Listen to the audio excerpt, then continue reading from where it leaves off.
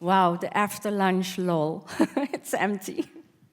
I know, it's going to be like the lunchtime slumber. It's like who's had too much dessert and needs kind of the kick before the end of the day. So yeah, welcome Gita, welcome Erica. Look forward to sort of today's conversation on cross-cultural marketing. So what is this panel around?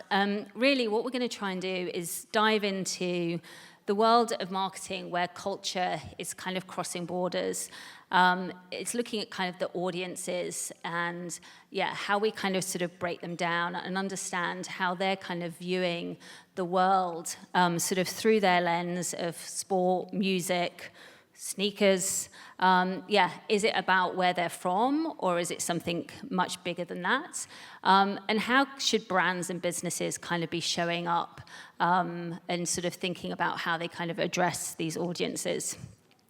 So the first question I sort of have, and where we kind of look at unraveling sort of cross-culture and sort of the world that's sort of transcending borders, is can you give an example of a recent campaign where you really think cross-cultural marketing has kind of been nailed, or also where it's kind of flopped? We've got, for me, the likes, and I come from the world of sort of sponsorships, Nike and Dream Crazy and Colin Kaepernick, and then at the other end of the scale you've kind of got Dolce & Gabbana and sort of disastrous Italian noodles and chopsticks. Gita, do you want to jump in first? Yeah, before I jump in, I just want to ask a question. Is anybody here from Apple? Or Crocs? Or McDonald's? No? Okay, good. Because I wanted to ask, because I want to apologize in advance if I maybe didn't represent the brand in the right way, because I'm going to use some of their as examples. So I really was trying hard to find more Asia examples of brands who nailed it. And one of the examples is actually a B2B campaign from Google. So I don't know if you guys know it, but it's called Aunties. And for you who are living in this part of the world, if I say aunties, I think you can imagine what I'm talking about. It's this lovely lady who sometimes is a little bit naughty, but she does it with a smile, and she asks questions you don't want to answer, but how she does it is really endearing. And what I loved about this Google campaign is that they actually took that concept of aunties, because what they realized is that aunties are the same aunties in Malaysia, in Singapore, in Thailand, and the Philippines. And they use that cultural phenomenon of knowing what an auntie is. And instead of making a campaign with 5 different versions, they had one auntie traveling all these countries and uniting these countries and actually selling their services through that. So I thought that campaign really nailed it. A campaign which I think didn't really nail it and is the Apple Crush campaign. I don't know if you guys remember it. It was the Apple crushed instruments and tools into the iPad, explaining that the iPad has all of these different utilities. What I found interesting about that campaign is that in the West, it was seen as artificial intelligence taking over humanity. But here in Asia, it was really seen as erasing heritage and really not celebrating culture. So what I found really interesting is that one global campaign with one execution can have such a divide in terms of how consumers actually see it. So those are my 2 examples. I love those. So very different. And I'm sure Erica's going to jump in with some, further alternative examples. Mine are probably going to be pretty expected. I mean, I think one of the ones that you can't talk about great creative work that resonates cross borders than the Dove work. Dove, time after time, ups the game with issues that are important to women that cross cultures and cross ages. So I think that they always deserve to be in that group. And I also think you mentioned a Nike campaign, so I'll give a shameless plug to our partners with Adidas and their recent Liverpool kit launch, which broke all records for kit sales all across the world. and managed to, again, take a team that's so passionate to so many, across so many borders, and launch simultaneously all around the world. I mean, I think one of the jerseys sold 40,000 in 1 hour for one player, for one of the new players. So, I mean, just incredible influencer, traditional media, new media, stunts, everything together at one time, crossing borders, crossing cultures for one team. Epic fail. You mentioned one of my favorite epic fails, which is, of course, the Dolce & Gabbana work, where they were able to insult an entire country really without realizing it. If you haven't seen that work, I do encourage you to take a look at what not to do. But another one, I think, would be looking at the recent Jaguar rebranding, because not only was that a miss across cultures, but across demographics, across users and non-users, and not even having a product ready when they launched the new work. So, you know, when I was growing up, it was New Coke was an example of something you studied as a business case.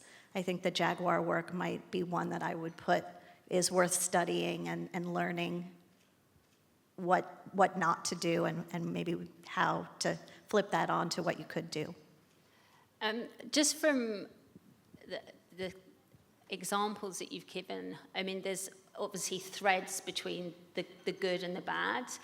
You're both marketeers, so I'm going to ask you a question that we haven't kind of sort of discussed, but like when you go through the stages of kind of planning and writing a brief, like what are the things that then become inherently important to land to get you that place of cross-cultural marketing? Well, I mean, for those of you who started your careers at WPP like I did, I mean, every single thing always has to go back to the insight and the consumer. And that's where it has to start. And I think, again, with some of the cases that we've talked about where it missed, I think if we went back to the brief, you would have some holes in that brief. But the campaigns that were the successes would have been pretty buttoned up.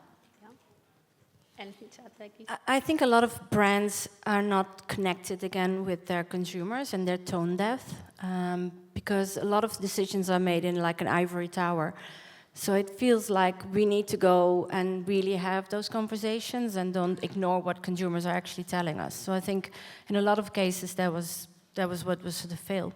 Yeah, great. I'll kind of sort of move this on, and actually the next sort of question actually starts to kind of look at kind of audience, but particularly sort of the younger demographic. And Gita, like as we look to kind of younger demographics and fandom, what is the role now of sort of nationality, and is that important? And yeah, how is that kind of sort of shift kind of creating kind of momentum behind cross-cultural marketing? I think the old model of cross-cultural marketing, which was building a global brand with a local soul and executing in that way, is a little bit outdated. Because I think these fandoms, they think borderless. Let's take an example of a gamer, a 19-year-old gamer from Malaysia who plays Fortnite. In a way, he is more the same as a 19-year-old gamer in the UK than he is versus a 19-year-old non-gamer. So I think what we have to understand as brands is that with these younger generations, these guys who are gaming, who are into music, who are into fashion, it's becoming borderless. And I think brands need to act on that. If I look at two brands which really, in my perspective, nailed it, it's McDonald's and the execution they did with BTS. So they started a co-creation together with BTS, which was credible, which was real, which was really based on the passion point of the BTS army, and the BTS army really picked that up. And don't forget, the army, the BTS army, that's like a full infrastructure. These guys have funding, they can buy stadiums, they can buy billboards. It's a force by itself. Another company, in my perspective, who nailed it is Uniqlo. Uniqlo does this yearly T-shirt competition. And instead of doing what McDonald's did, what they did is they actually built a framework, kind of guardrails. And within these guardrails, their fans were able to paint whatever they wanted to add value back to the brand. So I think in this world of borderlessness, as a brand, you really need to react differently, and you need to let go of power in order to really make it credible and real. I always consider myself very fortunate that I have had the privilege of working on the two categories that are truly global languages, sport and love. So I spent a lot of time working at Tiffany and De Beers, and a lot of time in my career working at Adidas and Nike and sports right holders. And both sport and love are global languages. You don't have to speak the same language to be sitting in a football stadium and everybody jumping up when a goal is scored. You may not speak the same language, but you all understand it. We used to talk about the emotion that somebody feels when they open a little blue box from Tiffany is the same no matter where you are in the world. And you can watch a rom-com in Korean and not speak a word of Korean, and you get that moment when the two fall in love. So these are global languages, and so I've always had cross-border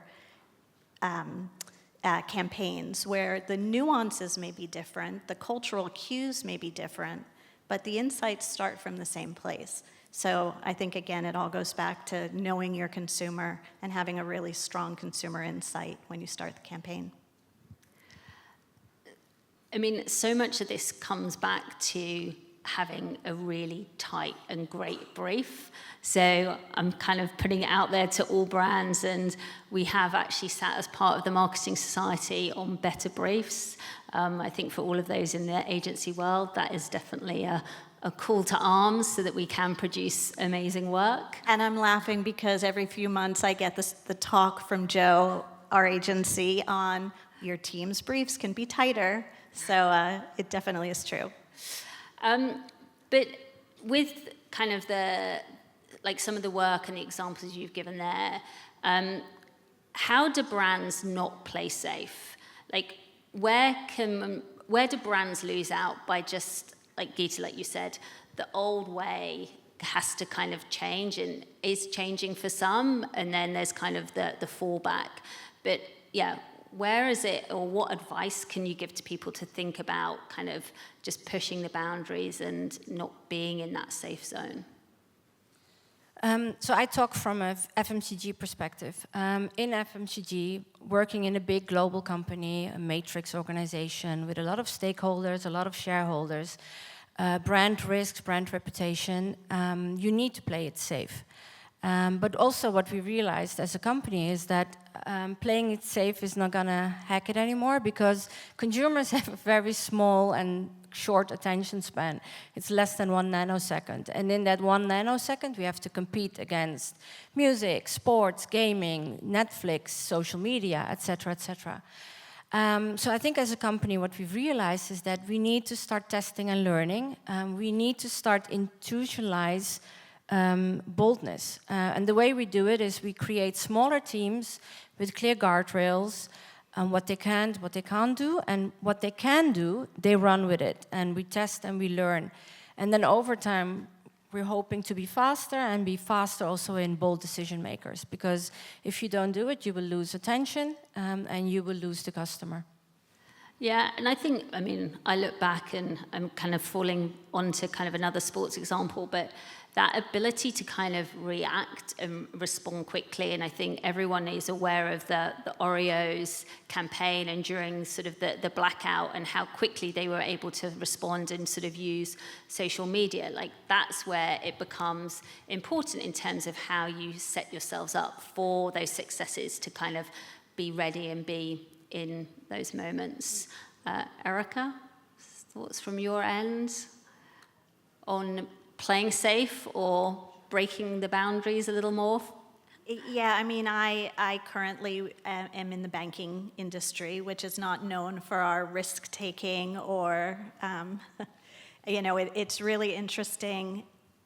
an agency, not Joe's, presented to me last week an idea that they were really excited about around Labubu.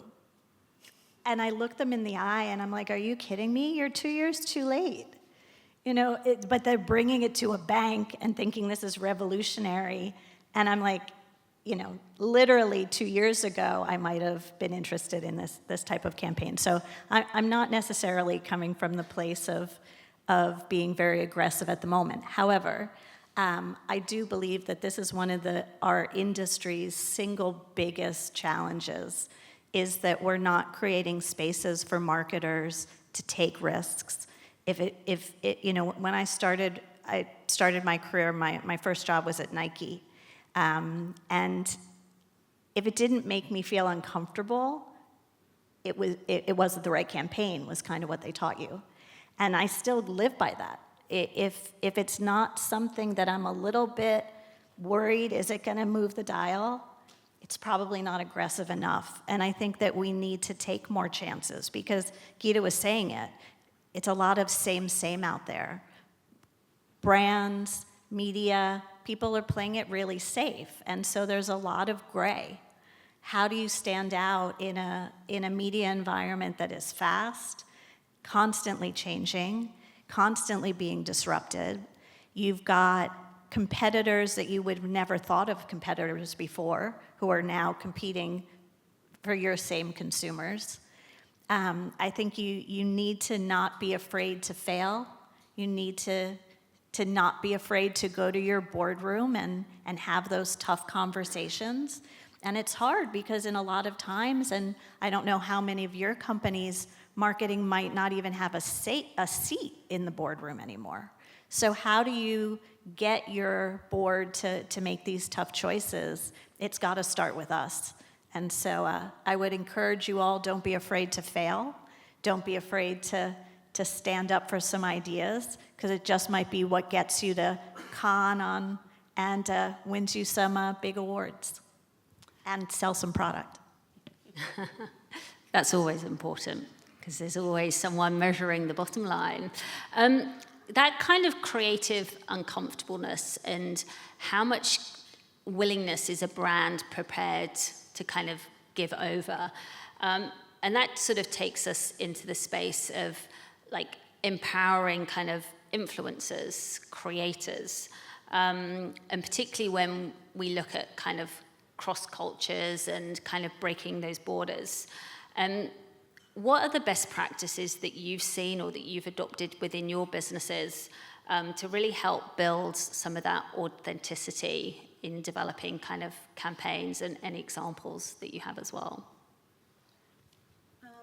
So I will take it from the angle of creators and that cross-border communities and fandoms.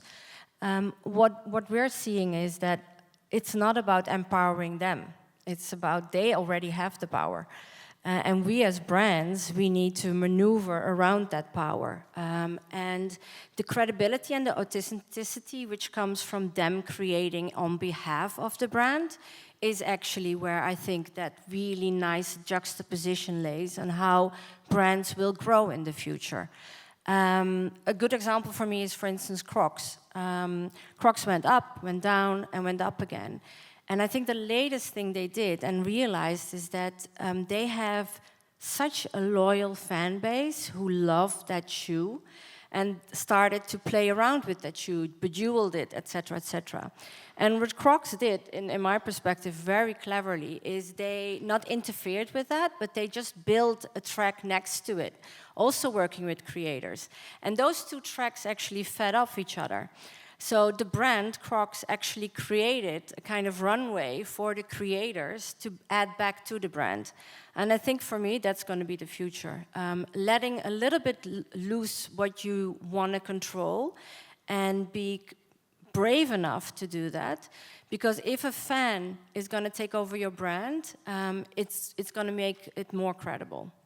Yeah, I love that, the idea of having that parallel space of freedom. So that there's the control and the boundaries, but then there is the space to kind of really sort of tap into what's kind of current and relevant. Erica, what are your words of advice? You've given some great views already, but particularly around kind of like the creator and influencer economy, and maybe thinking through the lens of sport. Yeah, I mean, I think it all comes down to, again, having that freedom to give your brand to somebody else to create.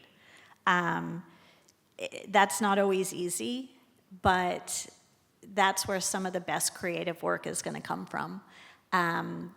Again, in banking, probably not something we're going to do tomorrow. I don't think the regulators would like that too much. But working with our sports properties, that's a way we can do it. So, using Liverpool Football Club, using the athletes, using the fans, we have a concept called the Reds Roundtable, where we put players together in an environment where there are not a lot of fans around. It's very dark in the background. They can't even really see that the film crew is there. And so they let their guard down. They're able to talk about things that are meaningful to them and talk about things that are meaningful to us as a bank in a way that they wouldn't necessarily do in an interview, they wouldn't necessarily do on a film shoot, because they feel that they're just having a conversation amongst themselves. So in a way, we're turning our brand over to the athletes to talk about things that are important to us. And it opens up our brand and our bank to fans all around the world that we would never be able to touch. But again, it takes that freedom to give your brand away to someone else and be brave enough to do that.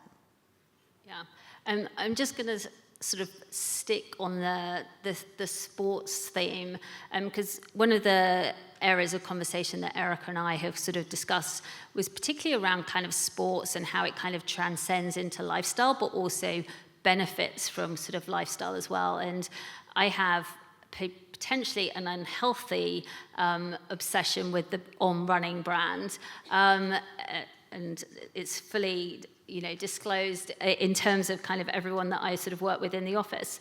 But for me, they started out purely to provide a solution to runners.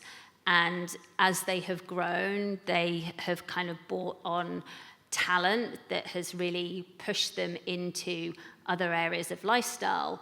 But the whole kind of sphere of kind of the sporting apparel scene is changing kind of rapidly. There's fashion, there's music, and I know there's something, Erica, that you feel quite passionately about as well.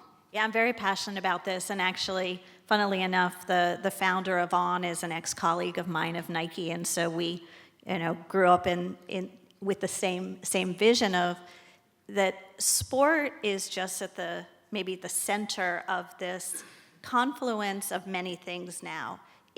It isn't just about the athletes on the pitch. Our sponsorships that we work with Joe and the Octagon team on are not just about performance. It's about the fashion that the athletes are wearing as they walk into the stadium. It's the music that they're listening to on their Beats headphones as they're on the team bus into the stadium. It's the watches that they're wearing. It's the car that they drive out on. It's a confluence of all of these things that make the sponsorship work. Think of a team. I don't know, is anyone a Liverpool fan in the room? There are usually a few. Liverpool has not always had the stellar year that they had last year and that they're having this year. There have been ups, there have been downs. So from a sponsorship standpoint, we can't always rely on how they're performing on the pitch. It's bringing out the personalities of the athletes, the lifestyle, everything that happens both on and off the pitch. And, we were talking about examples of great cross-cultural marketing. I don't know if any of my friends from the NBA are in the room, but we were talking the other night about an activation they do called NBA House. And NBA House happens all over the world. It's going to be in Macau this weekend. It was in Brazil a few weeks ago. It's in Melbourne coming up. It's going to be in Korea, all over the world. And what it is it's the confluence of on court and off court in one space. It becomes this big party of everything that is off court and everything that is on court together. But the cross-cultural nature of it, and that's how I'm bringing it back into the conversation, is that that off-court lifestyle is different where they are in the world. And you can imagine the party at NBA House in Brazil is going to be very different than the party at NBA House in Macau. But the DNA of basketball and the NBA is the constant, then runs through it no matter where you are. So to me, I think the beauty of sport and sports sponsorship for marketers is it's not just what happens on the field of play, it's also that convergence of lifestyle and fashion and luxury and music and food that can really bring it all together in such an exciting way. Great. So much there, so much richness. It's like a recipe. So we're coming towards the end of our sort of discussion. And with this sort of the theme of all that matters this year, as we kind of look back but want to kind of look forward as well, what do you see as some of the emerging trends in cross-cultural marketing, and where brands should be paying a little bit of attention?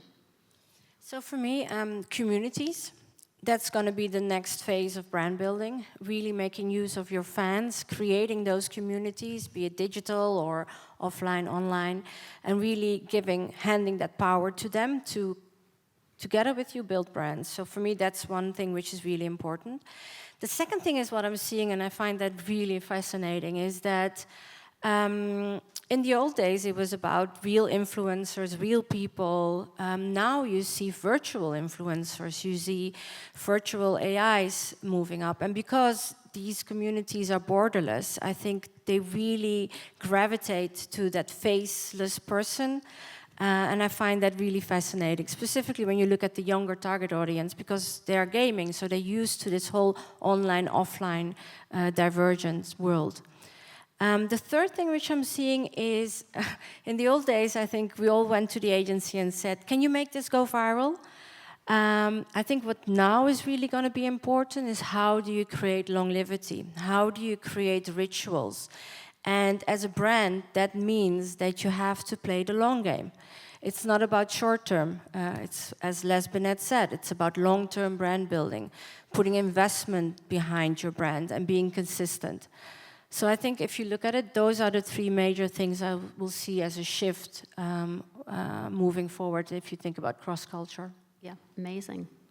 Erica? I completely agree with all three. And it's not really a trend, it's more a little bit of a fear, is of the first two that you talked about, because the ease of AI and creating content that may or may not be real is something that I think we need to really figure out, because, for example, I look through my feed on a daily basis, and if I see something that I go, that I'm not so sure about, I have to assume it's fake, because it probably is fake. And the amount of times I've seen an athlete come off the pitch and say something, and I'm like, I don't think he might have said that, and sure enough, no, he didn't say that. There's so much of that now that we have the lens, because we're older and have lived through this, to be able to say, not sure that's real. With the younger generation who's growing up with this, are they going to question it, or are they just going to assume that it's real? Or are they just going to assume that it's fake? I don't know what's going to happen. But that really worries me, because it is so easy to create something without having those guardrails that could send people down a dangerous rabbit hole. Yeah. So, yeah, I guess just to kind of wrap up and some of the conversations that we've had today, brands need to continue sort of showing up as their kind of authentic selves, really understanding kind of their DNA and who their audiences are, having kind of that trust in kind of creativity and pushing that sort of beyond borders, and therefore enabling the campaigns and that they work to be produced to kind of go borderless. And it's also the long game. Yeah, don't think on short-termism. How can you kind of build, again, going back to kind of sort of being genuine and trusted for the future. So thank you.